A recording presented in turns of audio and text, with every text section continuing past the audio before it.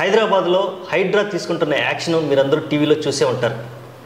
ఎవరైతే నిర్వాసితులు ఉన్నారో వాళ్ళు వెంటనే అంటే నిన్న నిర్వాసితులు ఇవాళ రోజున బాధితులు అవుతున్నటువంటి పరిస్థితి మనం చూస్తూనే ఉన్నాం.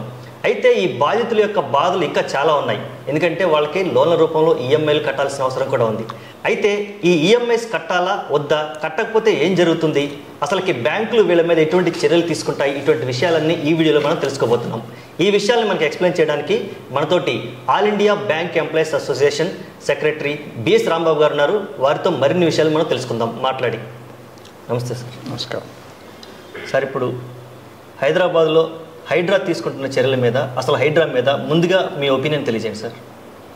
ఆశయాలు, ఆశలు, అదే రకంగా ఆలోచనలు ఇవన్నీ కూడా దాన్ని హర్షించాల్సినటువంటి అంశాలు ఇవన్నీ.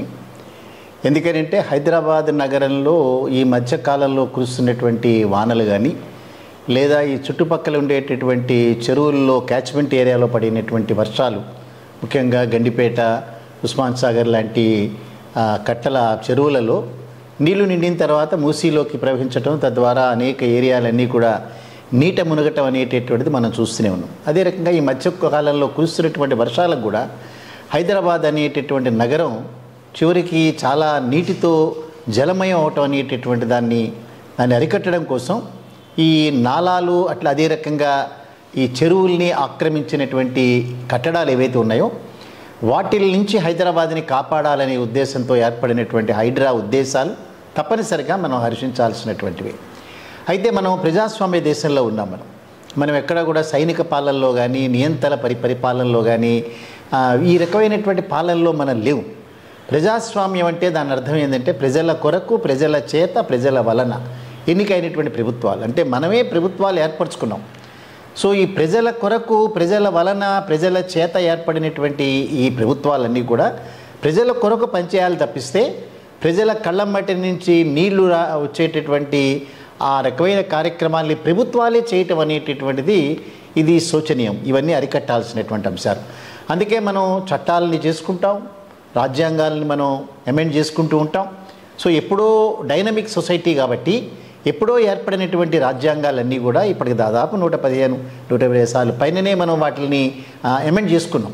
అంటే ఇప్పటి అవసరాల కోసం అప్పుడు ఏర్పరచుకున్నటువంటి రాజ్యాంగాల్ని ప్రజల అవసరాల కోసం అమెండ్ చేసుకునేటటువంటి ప్రస్తుతం ఉన్నటువంటి ప్రజాస్వామ్య పరిపాలనలో ఇవాళ హైదరాబాద్ నగరానికి ఈ రకమైనటువంటి ఇబ్బందులు కలగజేస్తున్నటువంటి కట్టడాలను నిర్మూలించాలి అని ఒక నిర్ణయం తీసుకున్నప్పుడు ఆల్టర్నేటివ్ మెకానిజం కూడా తప్పనిసరిగా ప్రభుత్వాలు ఆలోచించాలి.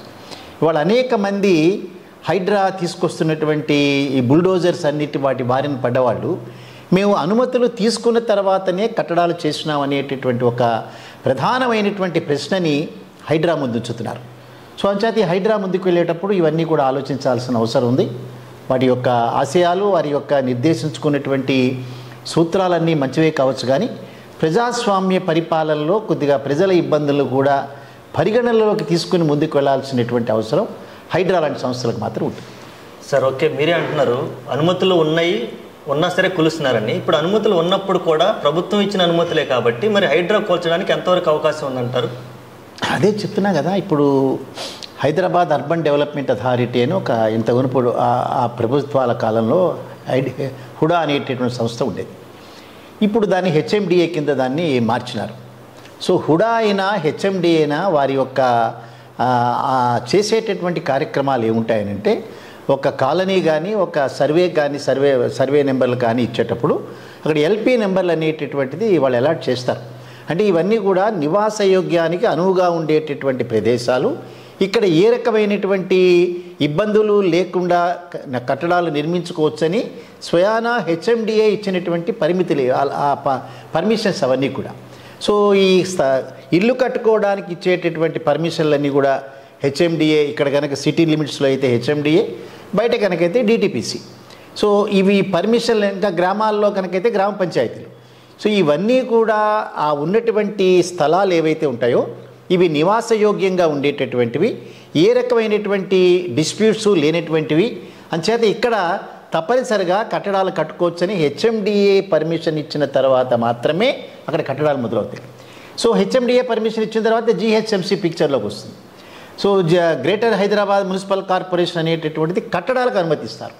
అదే రకంగా లోకల్గా ఉండేటటువంటి ఎంఆర్ఓస్ ఎవరైతే ఉంటాయో ఈ గ్రౌండ్ కాకుండా ఫస్ట్ ఫ్లోర్లు సెకండ్ ఫ్లోర్లు కనుక వేసుకుంటే వాటికి వారు పర్మిషన్లు ఇస్తారు.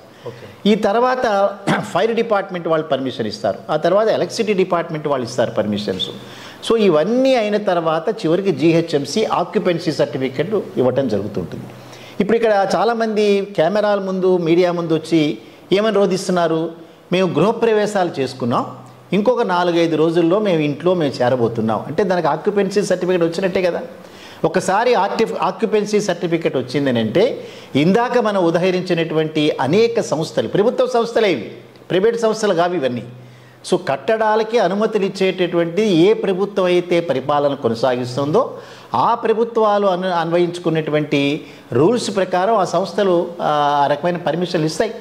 సో ఇవాళ గృహప్రవేశాలు కూడా చేసుకున్నటువంటి ఇళ్లల్లో ఈ అనుమతులన్నీ ఎక్వైర్ చేసిన తర్వాత ఇవాళ మీ దగ్గర అనుమతులు లేవు అనేటటువంటిది ఈ ప్రభుత్వం ద్వారా ఏర్పడినటువంటి హైడ్రా అనే సంస్థ వాదిస్తోంది.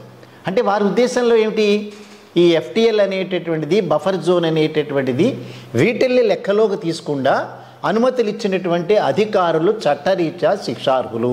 ఆ మాట సరిపోతుందా? ఎవరిని సాటిస్ఫై చేస్తున్నది?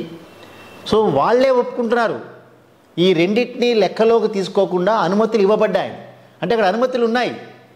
సో ప్రభుత్వానికి సంబంధించినటువంటి జీహెచ్ఎంసీ కానీ హెచ్ఎండిఏ కానీ అంతకుముందు హుడా కానీ ఈ పర్మిషన్లు శాంక్షన్ చేసిన తర్వాత మాత్రమే కట్టడాలు అయినాయి. బట్ ఇచ్చినటువంటి పర్మిషన్స్ అన్నీ కూడా అవి చట్టరీత్యా చెల్లవు, ఇవి ఏదో ఒక రూపంలో ఇచ్చినటువంటి, అందుకని వారి మీద మేము క్రిమినల్ చర్యలు తీసుకుంటామని చెప్తున్నారు.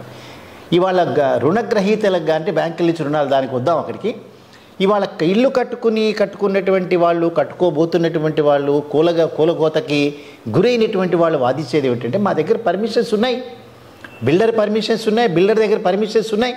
సో ఇదే ప్రభుత్వం దగ్గర నుంచి వాళ్ళ కొత్తగా పాలకులు మారచ్చు, కానీ ఆంధ్రప్రదేశ్ రాష్ట్ర ప్రభుత్వము అంతకు మునుపు ఉండేది, తర్వాత తెలంగాణ రాష్ట్ర ప్రభుత్వం ఏర్పడింది. సో ప్రభుత్వాల ద్వారా ఏజెన్సీస్ ఏవైతే ప్రభుత్వాలకు సంబంధించినటువంటి ఆ డిపార్ట్మెంట్స్ ఏవైతే ఉంటాయో వారిచ్చినటువంటి అనుమతుల్ని వాళ్ళ కొత్తగా వేరొక సంస్థ వచ్చి ఈ అనుమతులు తప్పు అన్నప్పుడు ప్రజాస్వామ్య పరిపాలనలో ప్రజలు ఎక్కడికి పోవాలి? వీళ్ళందరూ కూడా దిగువ మధ్యతరగతి, కొద్దిగా ఎగువ మధ్యతరగతి. ఈ కుటుంబాలందరికీ కూడా ఇల్లు కట్టుకోవటం అనేటటువంటిది ఒక జీవిత కాలంలో ఒక కళ. ఆ కళ నెరవేరుతున్నటువంటి సందర్భంలో తను పొదుపుగా దాచుకున్నటువంటి డబ్బు, తను బ్యాంక్ నుంచి తీసుకున్నటువంటి రుణం రెండూ కూడా హుస్సేన్ సాగర్లో పోసేసినారు, కూలగొట్టేసినారు, అయిపోయింది. వాళ్ళ బుల్డోజర్లు తీసుకుని మూసీ పరివాహక ప్రాంతాల్లో 15 నుంచి 20 వేల ఇళ్ళు కూలగొట్టడానికి ప్రయత్నాలు చేస్తున్నారు. మీ ఆశయం చాలా మంచిదే కావచ్చు, మీ ఆశయంతో పాటుగా మీరు సాధించాల్సినటువంటి ప్రగతి కూడా అద్భుతమైంది కావచ్చు, కానీ ఎవరు నష్టపోతున్నారు ఇక్కడ? 20,000 మంది, అంటే పరోక్షంగా ఇంకొక 40-50 వేల మంది. ఎందుకంటే రేపటి నుంచి వాళ్ళ దగ్గర నుంచి రికవరీలు కనుక మొదలైనాయనంటే వాళ్ళ కుటుంబాలు కూడా చిన్నాభిన్నం. అందుకే వాళ్ళు అనేక మంది కుటుంబాలు రోడ్ల మీదకి వచ్చి ఏం మాట్లాడుతున్నారు, మీరు కూలగొట్టినారని అంటే మాత్రం మేము సూసైడ్ చేసుకుంటామని బెదిరిస్తున్నారు.